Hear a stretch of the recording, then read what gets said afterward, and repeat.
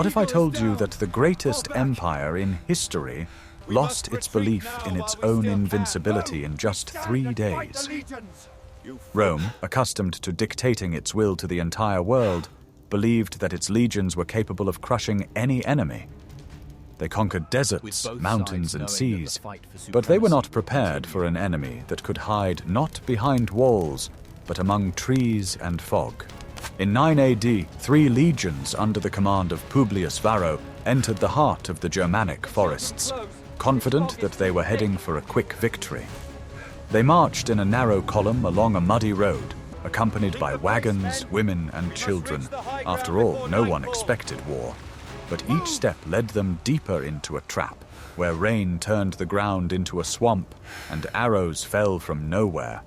This ambush, planned by the Germanic chieftain Arminius, who had been educated in Rome itself, became one of the most crushing defeats in history. When the battle was over, 3 legions had disappeared. No banners, no commanders, no hope remained. For Rome, it was not just a loss of men.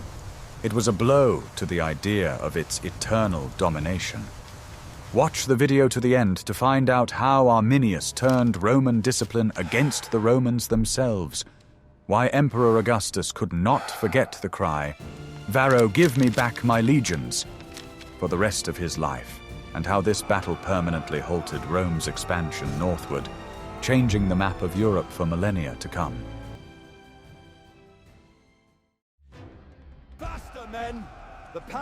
I will reveal the best-kept secret of that time. It is that Rome fell victim to its own propaganda. By 9 AD, the empire considered the lands east of the Rhine to be almost conquered. This new province, Germania Magna, was already a fait accompli for the Romans, and all that remained was to civilize it. The Romans built forts, laid roads, and began to introduce their laws, without doubting their right to do so. They believed that their culture and order were a blessing for all peoples. This belief in their own civilizational superiority became their Achilles' heel. Publius Quintilius Varus was appointed to head this new province. He was not so much a soldier as an experienced administrator and lawyer who had previously successfully governed Syria. Augustus appointed him to begin the process of fully integrating Germany into the empire, introducing taxes, conducting trials according to the Roman model, and resolving disputes between tribes. The very fact of his appointment indicated that Augustus considered the military phase to be largely complete. Varus treated the Germans not as warriors, but as future subjects. Varus traveled through the province with a huge civilian convoy that followed his 3 legions. He was accompanied by his family, servants, scribes, lawyers, and tax collectors. He held court right in the camp, settling land disputes and imposing fines.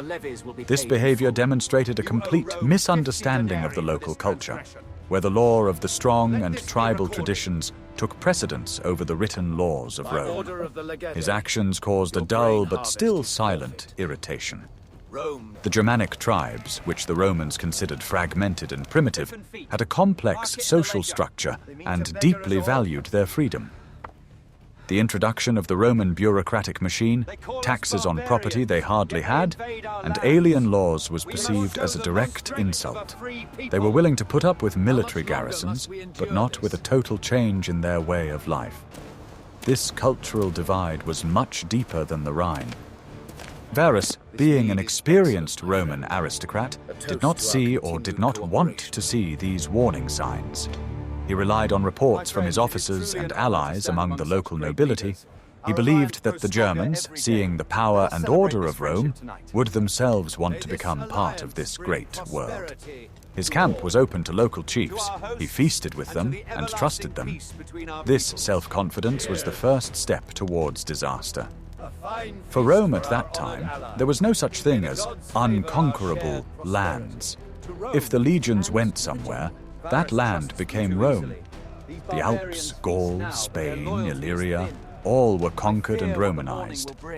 The Romans could not imagine that these damp, dark forests east of the Rhine would be any different. They believed that the question was not whether Germany would become a province, but when. This illusion of complete control created an atmosphere of relaxation and complacency. The legions stationed in Germania, the 17th, 18th, and 19th, were experienced, but they had not been involved in major battles for a long time. They were engaged in construction, patrolling, and guarding the governor. They were accustomed to their appearance inspiring awe rather than provoking attack. Var did not notice that his actions to pacify the province were actually uniting the scattered tribes. Chiefs who had been feuding with each other for centuries over pastures and influence suddenly found a common enemy. This enemy was not just a soldier, but a tax collector and judge who was destroying their familiar world. All that was missing was a leader who could channel this anger. The empire was blinded by its own success. Augustus himself, a wise and cautious ruler, believed that the empire's border would soon reach the Elbe River. He invested heavily in the infrastructure of the new province. This belief that history had already been written and that Germany would become Roman was a fundamental mistake that cost Rome 3 legions. We are very interested to hear your point of view. Do you think this overconfidence was Rome's main mistake, or was betrayal inevitable anyway?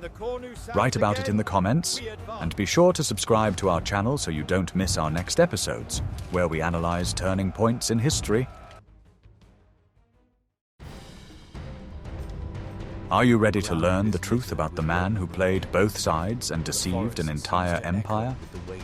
At the center of it all is one of the most tragic and controversial figures in history, Arminius. He was not just a Germanic barbarian, he was a product of the Roman system itself. The son of the chieftain of the Cherusci tribe, he was sent to Rome as a hostage in his youth, which was a common practice to ensure the loyalty of conquered peoples. In Rome, Arminius received the best education. He was raised as a Roman aristocrat, mastered Latin, learned the art of rhetoric, and, most importantly, thoroughly studied Roman military tactics. He served in the Roman army, commanding auxiliary Germanic troops, and for his loyal service was granted Roman citizenship and the honorary status of equestrian. For Rome, he was the perfect example of a civilized barbarian. Upon arriving in Germany, Quintilius Varus immediately took Arminius under his wing. He saw him as the ideal mediator. Arminius was one of their own, both for the Romans and the Germans. He became Varus's chief advisor on local affairs, his translator, and, as Varus believed, his loyal friend. Arminius attended all military councils and knew the strength of the legions, their routes, and their plans. Varus trusted him completely. But beneath the mask of a loyal Roman officer lurked a Cheruscan chieftain. Arminius saw how Roman taxes and laws humiliated his people. His Roman education did not instill loyalty in him, but rather an understanding of how Rome could be defeated. He realized that in open battle, the Germanic tribes had no chance against the legions, but he also knew all the weaknesses of the Roman military machine: its sluggishness, dependence on logistics, and overconfidence. Unbeknownst to Varus, Arminius began his master plan. He used his position to travel between tribes, forming a secret alliance. It was an incredibly difficult task. The Germanic tribes, the Cherusci, the Bructeri, the Marsi, and the Chatti, had been at war with each other for generations. Only a common and very powerful enemy, as well as a charismatic leader whom everyone would believe, could unite them. Arminius succeeded in doing this. He convinced the chiefs that Rome would not stop until it had taken away the last thing they had left, their freedom and way of life. He presented them with a plan, not just an uprising, but the total destruction of the Roman presence. And the key to this plan was his friend, Quintilius Varus. Arminius knew that the legions would soon leave for their winter quarters on the Rhine, and this was his only chance. Arminius' plan was brilliant in its simplicity. He was not going to storm the Roman fortresses. He decided to lure the legions to a place where all their tactics, discipline, and heavy weaponry would be useless. He decided to lure them into a trap where the forest, the swamp, and bad weather would become the Germans' main allies. To do this, he simply had to give Varus the right advice. Arminius's double-dealing required incredible self-control. He continued to dine with Varus every day, discussing the administration of the province with him, while at the same time giving orders to prepare an ambush. His own father-in-law, the chieftain Segestes, was a staunch supporter of Rome and suspected Arminius. He even warned Varus directly about the conspiracy, but Varus dismissed it as tribal intrigue. Varus trusted the charming, educated Arminius more than the sullen old barbarian Segestes. This trust, based on the illusion that a Roman upbringing guaranteed loyalty, proved fatal. Arminius was not just a traitor in the eyes of Rome. He was a symbol of the failure of their system of civilization. How difficult do you think it was to play such a double game, looking every day into the eyes of the man you were preparing to destroy? But even the most ingenious plan of betrayal is useless without the perfect battlefield. In the next chapter, you will learn how Arminius turned the landscape itself into his main weapon and how this fateful march began.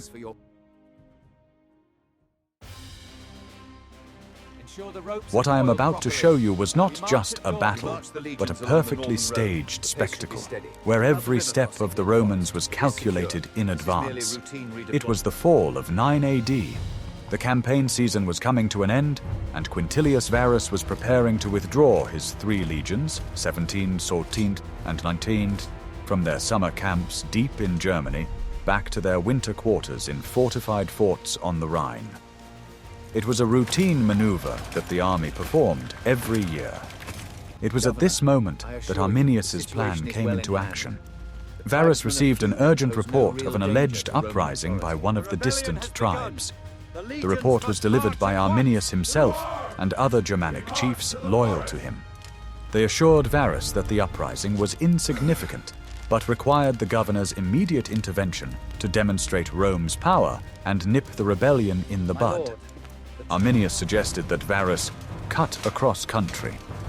Instead of moving along the familiar, wide and safe military road that ran along the Lipa River, he advised leading the legions straight through the Teutoburg Forest. He argued that this route would allow them to reach the rebels faster, take them by surprise, and quickly return to their winter quarters. It was a classic proposal appealing to Roman efficiency. Quintilius Varus, trusting his advisor completely, agreed. He saw no reason to doubt a man who had served Rome so faithfully. The decision to deviate from the safe route was made. The legions, along with a huge convoy of civilians, soldiers' families, servants, and merchants, entered the dense, unknown forests. It was the first step into a trap. The army, stretched out for many kilometers, was not a formidable fighting force, but a vulnerable target. The Roman army was always organized on the march, but the terrain did not allow for order to be maintained. Narrow forest paths littered with fallen trees, and the need to cut through thickets slowed their progress. The column stretched out, according to various estimates, for 15 or even 20 kilometers. As soon as the Romans entered the forest, Arminius and other Germanic leaders accompanying Varus asked permission to leave the column. Under the pretext of gathering loyal auxiliary troops to help the Romans, they separated from the main army. Varus calmly let them go. At that moment, the trap snapped shut. The traitors rode off to their warriors, who were already gathered and ready to attack. The terrain chosen by Arminius was ideal for his plan. It was an area of hills, dense forests, and vast swamps. The Romans did not know these trails, while the Germans felt at home here. The forest prevented the legionaries from forming battle lines, and the marshes limited their maneuverability. Arminius knew exactly where he was leading Varus. This march was not just a movement, it was psychological warfare. With every step deeper into the forest, the Romans became more vulnerable. They were cut off from their supply bases, their intelligence was blind, and their long, unwieldy column was ideal for an ambush. Varus placed his fate in the hands of one man.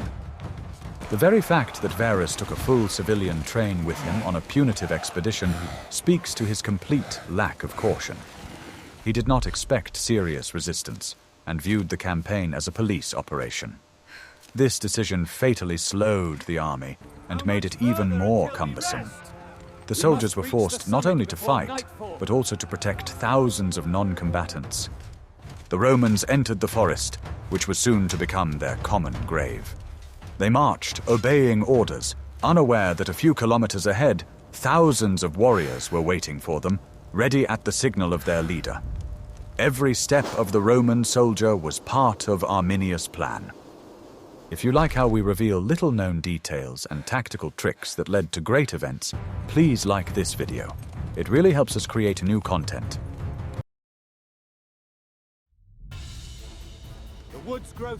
What if everything you've been taught about the invincible Roman army doesn't work in this place? The strength of the Roman legion lay in its discipline, organization, and ability to fight in formation. In open terrain, the legion was like a well-oiled machine, a living wall of shields and spears. But Arminius led the Romans to a place where all these advantages were rendered useless. As soon as the Roman column entered the forest, another ally of the Germanic tribes descended upon them: the weather. A violent storm began with torrential rain and hurricane-force winds. The forest paths, already narrow, instantly turned into a sticky swamp. Mud stuck to the Calagi sandals. Heavy carts got stuck, breaking axles and blocking movement. The pace of the march slowed to almost zero. This rain also had tactical significance. The large rectangular shields of the Romans, scutum, were made of layers of wood covered with leather. They absorbed water, becoming unbearably heavy. The soldiers could barely lift them, losing their main protection. In addition, the bowstrings of the Roman bows, made of sinew, became wet and useless, depriving the legions of long-range support. It was under these conditions that the first attacks began. It was not an open battle. The Germans, light and mobile, without heavy armor, attacked from behind the trees. They threw javelins and spears at the stretched-out column, inflicting damage and instantly disappearing into the thicket before the Romans could react. For the legionaries, accustomed to seeing the enemy in front of them, it was a nightmare.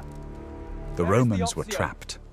They could not pursue the attackers in the dense forest, as this would mean breaking formation and certain death one by one. Nor could they defend themselves effectively, as the column was too stretched out. All they could do was slowly crawl forward, suffering losses and hope for an exit to open space. Varus, finally realizing the extent of the betrayal and disaster, attempted to restore order. He ordered a camp to be set up right in the forest. This was standard Roman procedure. Every night, the army erected a fortified camp. But in the rain, mud, and constant attacks, building the camp turned into a desperate attempt to survive until morning. The next day, a difficult decision was made to abandon and burn most of the baggage train. The carts that were supposed to carry supplies and spoils had now become a deadly burden. It was a desperate move to increase the speed and mobility of the column. Thousands of civilians who had followed the army were left defenseless, and their presence caused even greater chaos. The Romans tried to break through.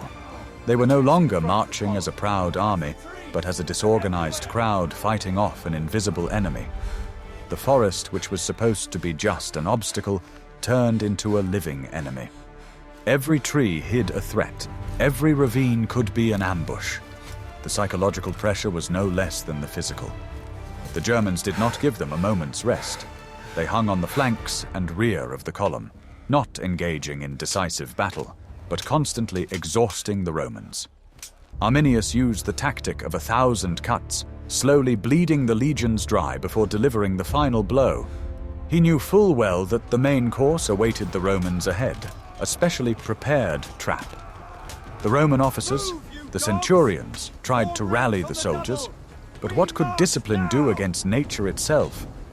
The legionaries were trained to fight people, not forests, rain, and mud. Their heavy armor and short gladius swords were useless against an enemy that did not come within striking distance. How do you think an ordinary Roman soldier felt at that moment, realizing that his commanders had lost control and his famous legion was simply dissolving into the forest? But this exhaustion was only a prelude. In the next chapter, you will learn about the main part of the trap, the place the Germans had prepared for the final decision of the fate of the 3 legions.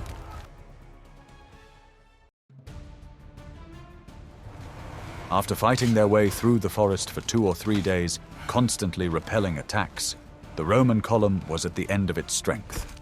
The soldiers were physically and mentally exhausted. They had not slept, had eaten almost nothing, and had lost all sense of where they were going. They simply moved forward, hoping for a miracle, not knowing that this was exactly what Arminius was waiting for.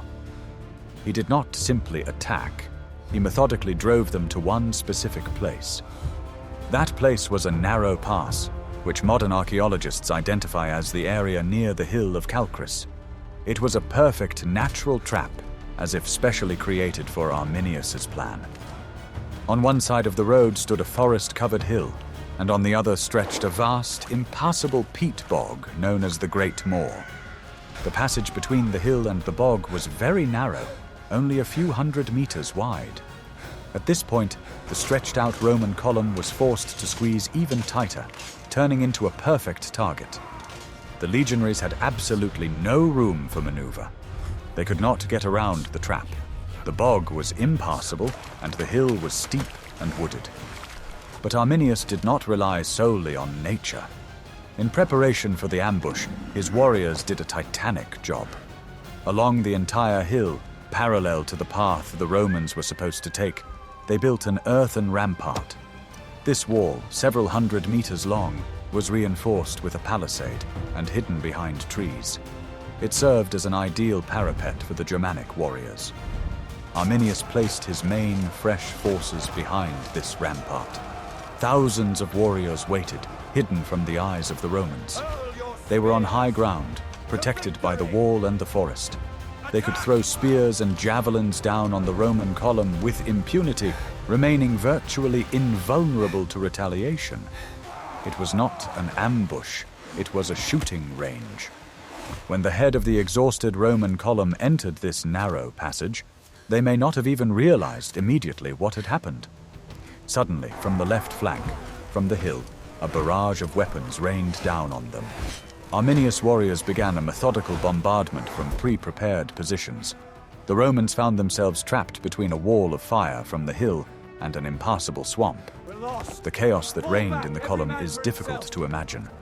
The front ranks, which were under attack, tried to retreat, but they were pushed by those behind them, who did not yet understand what was happening.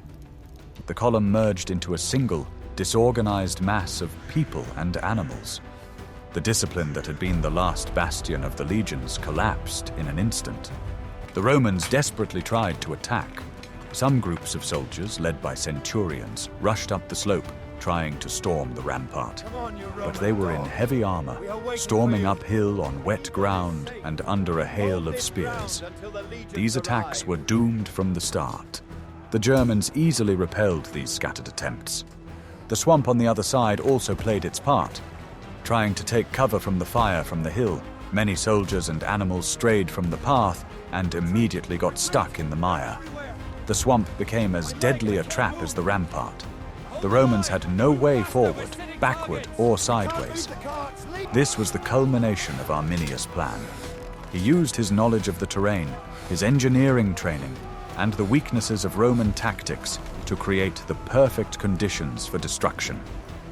The legions were caught in a bottleneck from which there was no escape. They were no longer an army, but merely a collection of people awaiting their fate.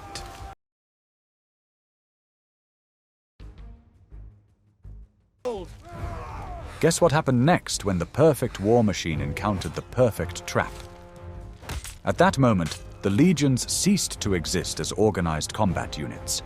Everything that made them strong, their formation, command, tactics, was wiped out.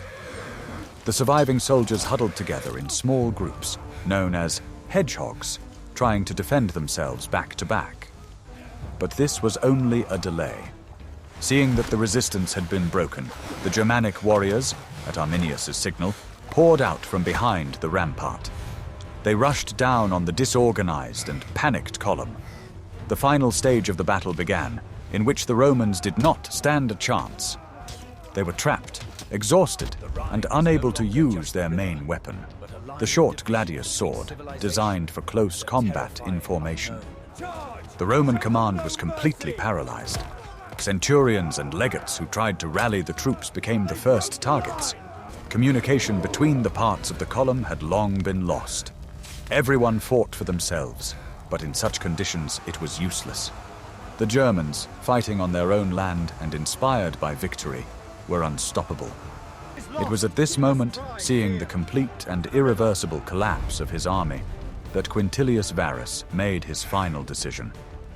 As a Roman aristocrat, for whom the greatest shame was not death, but capture by barbarians, he did what he considered the only dignified thing to do. He and many of his senior officers decided to take their own lives rather than fall into enemy hands. With the departure of the high command, the army was completely decapitated.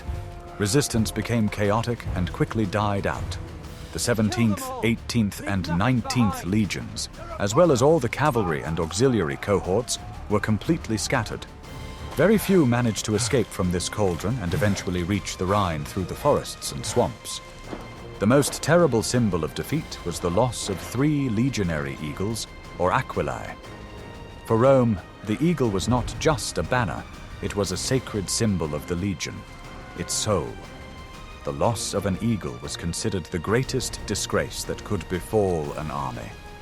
The capture of 3 eagles at once by the Germans was an indelible stain on Rome's reputation.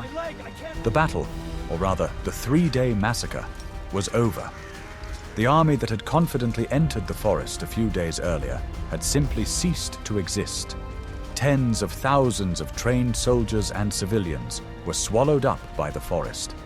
It was not just a victory for the Germans, it was total destruction, one of the most devastating disasters in the military history of Rome. Arminius had achieved his goal. He had not only defeated Rome, he had humiliated it. He proved that the legions were not invincible and that the Germanic lands would never become a Roman province. The consequences of this event went far beyond the battlefield in the Teutoburg Forest. They reached Rome itself and changed the course of history. This defeat was a lesson that Rome would never forget. Varus's pride and unwillingness to heed warnings led to disaster.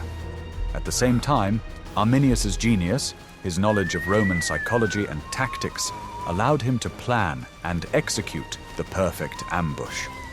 The forest and the swamp became his best soldiers. Do you think the legions had any chance of survival after they entered the forest? The complete destruction of 3 legions was not just a military defeat. In the next chapter, we will learn how it caused psychological shock throughout the empire and drove the emperor himself to bang his head against the wall. When the first news of the disaster reached Rome, brought by the few who had managed to escape, they were not believed at first. It seemed impossible. 3 entire legions could not simply disappear. However, as new confirmations arrived, disbelief gave way to horror and then panic. The empire, at the height of its power, felt vulnerable for the first time in a long time. The loss of nearly 20,000 professional soldiers, which constituted about 10% of the empire's entire army, was a colossal military blow. But even more frightening was the psychological blow. For the first time since the invasion of the Cimbri and Teutons 100 years earlier, there was a real threat of a barbarian invasion of Gaul and even Italy itself. The border on the Rhine was virtually defenseless. Emperor Augustus, by that time an elderly and wise ruler, was, according to contemporary accounts, utterly devastated. He took it not just as a military failure, but as a personal tragedy, and the collapse of his life's work of expanding and strengthening the empire. He saw it as a bad omen for the future of Rome. The Roman historian Suetonius writes that Augustus was so shaken that he did not cut his hair or beard for months as a sign of mourning. He was often seen banging his head against a doorframe with a desperate cry that went down in history. "Quintilius Varus, give me back my legions!"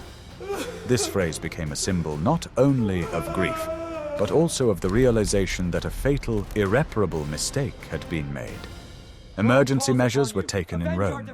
Martial law was declared in the city, and urgent recruitment took place throughout Italy to make up for the losses and send fresh forces to the Rhine. Augustus was forced to resort to harsh measures to recruit soldiers, as few were willing to go to the cursed Germanic forests. This disaster changed the Roman army forever. The numbers of the lost legions, 16, and 19th, were removed from the lists. They became cursed numbers, and no legion in Roman history ever bore them again. It was an eternal reminder of the greatest shame and tragedy. Fear of Germany became deeply ingrained in the Roman consciousness.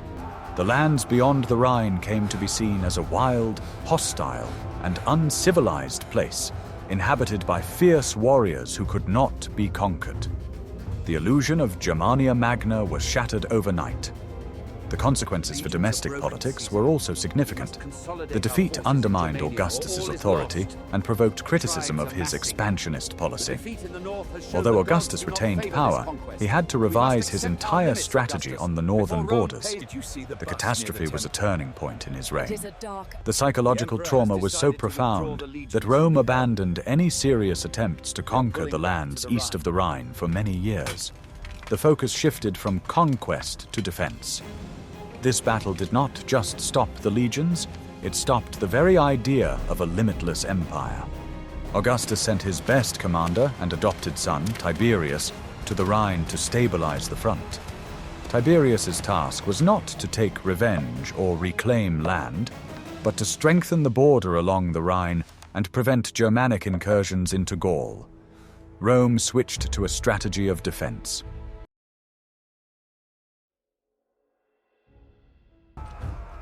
The immediate and most long-term consequence of the battle in the Teutoburg Forest was a radical change in Roman border strategy. The dream of expanding the empire to the Elbe River, which had seemed so close, was buried.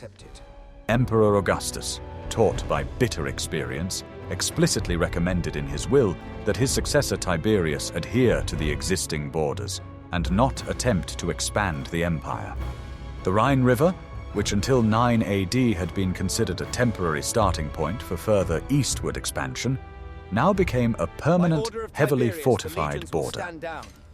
For the next 400 years, the Rhine and Danube would define the limits of the Roman world. This border, born of defeat, determined the cultural and political division of Europe for centuries. The Romans completely abandoned all their fortresses and settlements built east of the Rhine.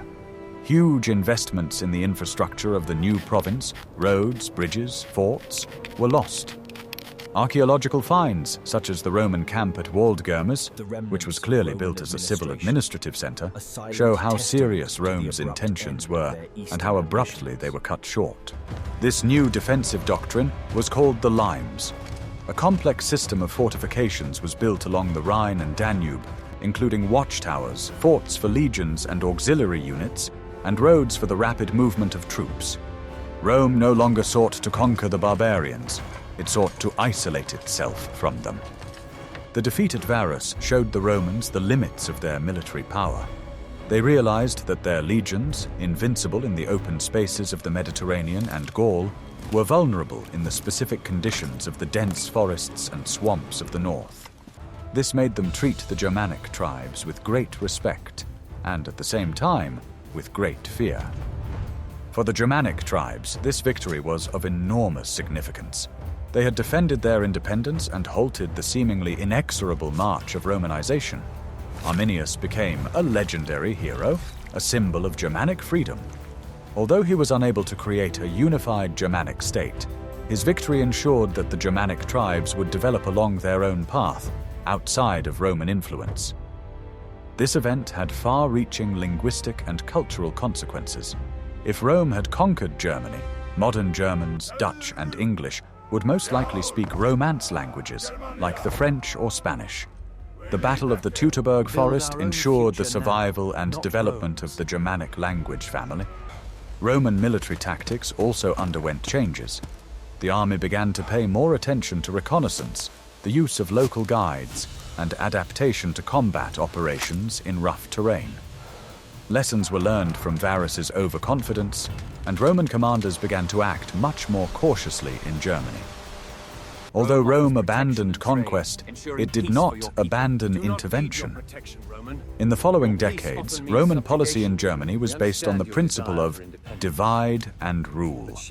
Roman diplomats skillfully played on the contradictions between the tribes, supporting some chiefs against others in order to prevent the creation of a new, powerful alliance similar to the one Arminius had assembled. Thus, 3 days in the Teutoburg Forest did not simply destroy 3 legions. They drew a line that, in a sense, still exists today. It was a moment when history could have taken a completely different path, but the genius of Arminius and the self-confidence of Varus steered it in the direction we know. The victory in the Teutoburg Forest made Arminius the most powerful and respected leader among the Germanic tribes. He achieved what seemed impossible. Not only did he defeat the legions, but he completely destroyed them, driving the Romans out of his lands. He was at the height of his glory, but, as is often the case, staying at the top proved more difficult than reaching it. Arminius's main goal after his victory was to create a united and powerful alliance of Germanic tribes that would be able to protect Germany from the Roman threat forever. He dreamed of becoming king of a united nation. However, this dream was met with harsh reality. Centuries of disunity and enmity between the tribes. The Germanic chiefs, who willingly united against a common enemy, had no desire to submit to one of their own. They valued their tribal independence above the idea of national unity. As soon as the Roman threat receded beyond the Rhine, the old feuds flared up with renewed vigor. In their eyes, Arminius went from being a liberator to a potential tyrant. One of his most bitter enemies was Marobod, chieftain of the Marcomanni tribe. He had established a powerful kingdom in what is now the Czech Republic, and saw Arminius as a direct rival. A war broke out between the 2 most powerful Germanic leaders, which benefited only Rome, which watched with pleasure as its enemies weakened each other. Rome did not sit idly by, either. Roman diplomacy was actively working to support pro-Roman parties within the tribes. Arminius's main opponent on this front was his own father-in-law, the Cherusci chieftain Segestes. Segestes had always been loyal to Rome and hated his son-in-law for his betrayal. He saw Arminius as a usurper who had disturbed the peace of Germania. This internal conflict led to Arminius's personal tragedy. During one of the civil wars, Segestes captured Arminius's pregnant wife, Thusnelda, and handed her over to the Romans. Arminius never saw her again. She was taken to Rome, where she was paraded in Germanicus's triumphal procession as a valuable trophy. Arminius himself continued to fight successfully for several years against the Roman punitive expeditions led by Germanicus. He engaged him in battle several times, and although he was unable to repeat the triumph of Teutoburg, he did not allow Germanicus to conquer Germany again. He remained a formidable and elusive opponent. However, his main battle was not with Rome, but with his own tribesmen. His attempts to consolidate his power and create a kingdom provoked increasing resistance. The Germanic nobility feared his authority and popularity among the common soldiers. They saw him as a threat to their ancient freedoms. Arminius's fate turned out to be tragic. He did not fall in battle against the Romans, whom he hated so much. In 21 AD, just 12 years after his greatest triumph, Arminius was eliminated as a result of a conspiracy by his own associates and relatives. They feared that he would proclaim himself king. Thus ended the life of the man who changed the history of Europe. He defeated Rome, but lost to his own people. Despite this, he has remained in the annals of history. For the Romans, he was a symbol of treacherous betrayal. But for the Germanic peoples, many centuries later, he became a national hero, Germanus the Liberator, a symbol of the struggle for independence.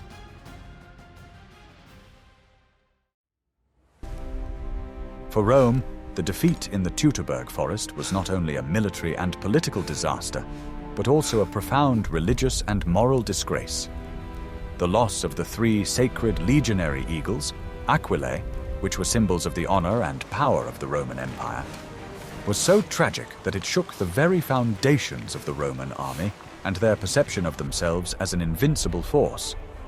The eagle was not just a military banner, but also the divine patron of the legion, symbolizing the unity and strength of the Roman troops.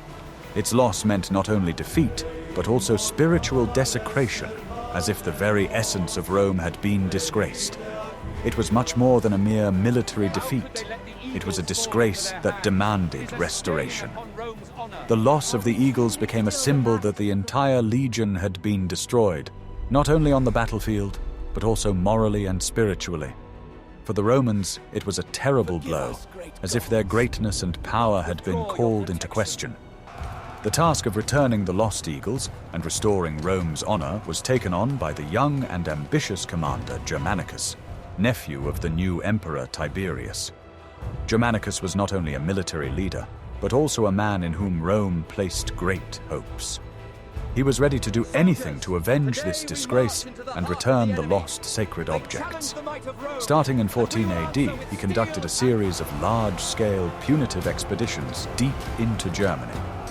Unlike earlier attempts at conquest, the goal of these campaigns was not to expand territory, but to restore Rome's honor and take revenge on those who had humiliated its army. Germanicus sought to recover the lost eagles and atone for the disgrace Rome had suffered in the Teutoburg Forest. He knew that victory over the Germans would not only return the lost relics, but also restore Rome's prestige. These campaigns were extremely fierce, as the Germanic tribes, despite Varus's defeat, remained strong and organized. Germanicus and Arminius, the leader of the Germanic tribes, clashed several times in major battles, and these battles became real trials for both sides. The Roman legions, acting with caution, tried to avoid repeating the mistakes made in 9 AD, while Arminius was no longer able to assemble as powerful an alliance as before. After the initial successes of the Germanic tribes, the Romans began to act much more deliberately, knowing that any wrong move could lead to new catastrophic consequences. During one of their raids in 15 AD, the Romans finally captured the camp of the Bructeri tribe and were able to recover the first eagle, the eagle of the 19th Legion, thus taking an important step towards restoring their honor. This event was a symbol that Rome had not forgotten its pride and was ready to fight to the end to regain what it had lost. In the same year, 15 AD, Germanicus led his army to the site of the final battle in the Teutoburg Forest, a place that had become a symbol of great defeat. The Roman historian Tacitus, who witnessed these events, described how Germanicus's soldiers entered this gloomy and silent forest. What they saw left an indelible mark on their hearts. The place where the great battle had once taken place was covered with traces of past violence. Destroyed camps, half-ruined ramparts, scattered weapons, armor, and the remains of carts all bore witness to the great catastrophe that had befallen the Roman legions. Tacitus writes that signs of the triumphal rituals performed by the Germans after their victory hung from the trees. This was the place where the lives of 3 legions had come to an end, and memories of those days still lingered in the air.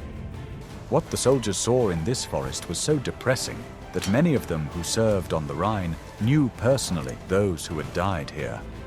It was not just a memory of defeat, but also the experience of a tragedy that left a deep mark on the souls of the Romans. On Germanicus's orders, the army performed symbolic funeral rites to honor the memory of the fallen. Despite their grief, the soldiers gathered the scattered equipment and remains of their comrades, trying to recover at least a fraction of what had been lost. They erected a large burial mound, symbolizing that Rome did not forget its soldiers and was ready to honor their memory. This gesture was important for restoring the morale of the army. It showed that Rome did not forget its warriors, that their deaths would not be in vain, and that honor would always be defended, despite the severity of the lost battle. However, for Emperor Tiberius, this act was a violation. At that time, it was believed that visiting the site of a disaster could demoralize the army, causing it to doubt its strength and invincibility. Tiberius, who did not share Germanicus's point of view, believed that these rituals were not only useless, but also harmful to the morale of the soldiers. The following year, in 16 AD, Germanicus won a major victory over Arminius at the Battle of Adrastus. This victory was an important step in restoring Roman honor and glory. During this campaign, Germanicus was able to recover the second eagle, that of the 17th Legion, which was a real triumph for Rome. With this success, Germanicus became incredibly popular in Rome and was honored as the avenger of Varus. He restored not only the eagle, but also some of the greatness that had been lost in the Teutoburg Forest. He became a symbol of Roman determination and fortitude, a man who was able to restore Rome's honor in the eyes of the whole world. But not everything was so rosy for Germanicus. Emperor Tiberius, fearing his nephew's growing popularity and considering the Germanic war too expensive and dangerous, recalled him to Rome. Tiberius gave him a lavish triumph, but despite this, he never sent Germanicus to Germany again. He believed that the border along the Rhine should be the final line separating Rome and Germany. Tiberius's decision meant that the Germanic campaign, despite its successes, was over, and no further efforts would be made. The third eagle, belonging to the 18th Legion, was only returned in 41 AD, during the reign of Emperor Claudius. This eagle was recaptured from the Chatti tribe during a small military operation. Although its return was an important event, it happened much later than the Romans would have liked. Only 32 years later, in 41 AD, was Varus's defeat finally washed away. However, Rome did not forget the lesson taught by Arminius. This defeat was one of those events that left an indelible mark on the history of the Roman Empire. Despite the return of the eagles, Rome would never be the same as it was before the Teutoburg Forest. We have told the story of one of the most devastating and ingenious ambushes in military history. The Battle of the Teutoburg Forest was not just a battle, but a turning point that halted the expansion of the world's greatest empire. It was the moment when the illusion of Rome's invincibility was shattered by the reality of the Germanic forests, the tactical genius of Arminius, and the fatal overconfidence of Quintilius Varus. This event forever drew a line between the Roman and Germanic worlds, defining the cultural and linguistic map of future Europe. For Rome, it was a profound psychological trauma and a lesson about the limits of its power. For the Germanic peoples, it was a great triumph and a symbol of their struggle for independence. What other great battles or turning points in history that changed the world would you like us to explore in future episodes? Suggest your topics in the comments. We are very interested in your opinion. And don't forget to subscribe to our channel so you don't miss out on new research into the past.